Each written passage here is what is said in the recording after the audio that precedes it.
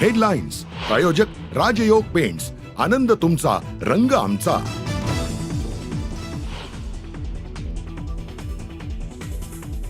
संतोष देशमुखांना अडकवण्यासाठी तयार करण्यात आलेल्या महिलेची हत्या झाल्याचा अंजली दमानी यांचा दावा, तर पोलिसांकडून घटनेचा अधिकचा तपास सुरू.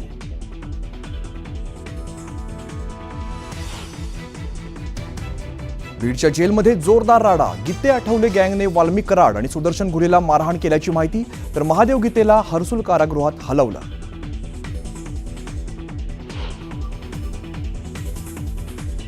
बीडच्या जेलमध्ये वाल्मिक कराडला मारहाण झाल्याची चर्चा, तर अंदर मारना या मरना सब कुछ माफ है. बापू अंधळे हत्या प्रकरणातील आरोपी बबन गीतेची फेसबुक पोस्टची जोरदार चर्चा.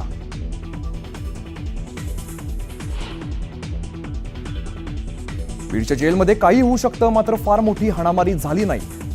एसपींनी कारागृहाची पाहणी का केली नाही, भाजप आमदार सुरेश धस यांचा सवाल.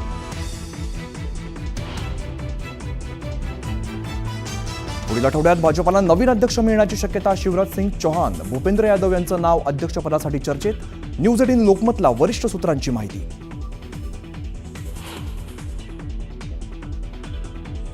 मोदींचा पुढचा वारसदार महाराष्ट्रातून असेल आणि तो संघ ठरवेल, खासदार संजय राऊत यांचं मोठं विधान. मोदींचा उत्तराधिकारी शोधण्याचा प्रश्नच नाही, उत्तराधिकारी निवडण्याची वेळ अजून आलेली नाही. राऊतांनी केलेल्या विधानावरती मुख्यमंत्री फडणवीसांचं वक्तव्य.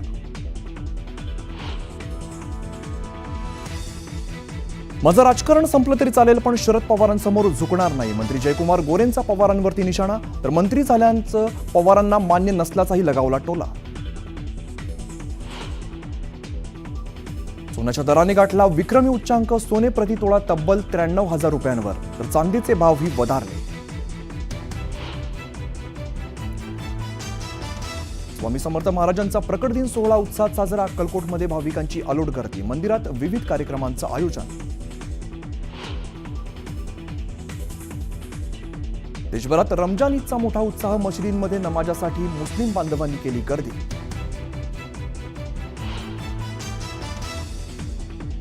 ग्रेटर नोएडा इकडे कूलर बनवणाऱ्या कारखान्यात भीषण आग. अग्निशमक दलाच्या 26 गाड्या घटनास्थळी दाखल.